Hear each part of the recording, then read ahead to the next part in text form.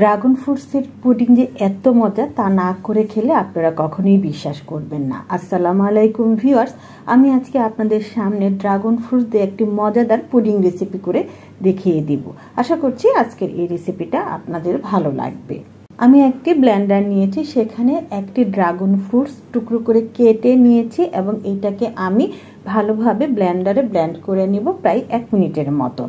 এই যে আমি ব্লেন্ডার করে নিয়ে আসলাম, ঠিক এরকম হবে ঘনত্বটা। একটি হাঁড়িতে আমি 1 কাপ পরিমাণ পানি নিয়েছি এবং এখানে চায়না গ্রাস দিয়ে দিলাম প্রায় 10 গ্রামের মতন। এই চায়না গ্রাসটা দিয়ে আমি একটু ভিজিয়ে রাখবো। এখন এখানে দিয়ে দিব প্রায় 3 টেবিল চামচ পরিমাণ চিনি। চিনিটা যার যার স্বাদ মতন আপনারা দিয়ে নেবেন। ইচ্ছে করলে আপনারা এখানে আগার আগার পাউডারটাও ব্যবহার করতে পারেন। এখন আমি চুলাতে দিয়ে দেব, দিয়ে ভালোভাবে এটাকে ফুটিয়ে দিব যতক্ষণ না পর্যন্ত এই চায়না গ্রাসটা ভালোভাবে পানির সাথে মিশে না যায়। এই যে চায়না গ্রাসটা ভালোভাবে পানির সাথে মিশে গিয়েছে, এখন আমি চুলাটা বন্ধ করে দিব। এখন এখানে যে ড্রাগন ফ্রুটসটা আমি ব্লেন্ডার করে রেখেছিলাম সেটা ভালো করে ঢেলে দিব। ঢেলে ভালোভাবে মিশিয়ে নিব।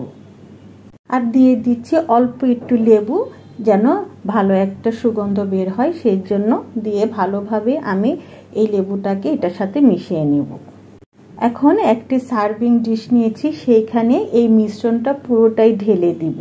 ঢেলে দিয়ে যখন এটা ঠান্ডা হয়ে যাবে তখন আমি ফ্রিজে রেখে দেব। প্রায় 1 ঘন্টার মতন রেখে এটাকে সেট করে নেব। এই যে আমি 1 ঘন্টা পর নিয়ে আসলাম, একদমই কিন্তু আমার এই পুডিংটা সেট হয়ে গেছে।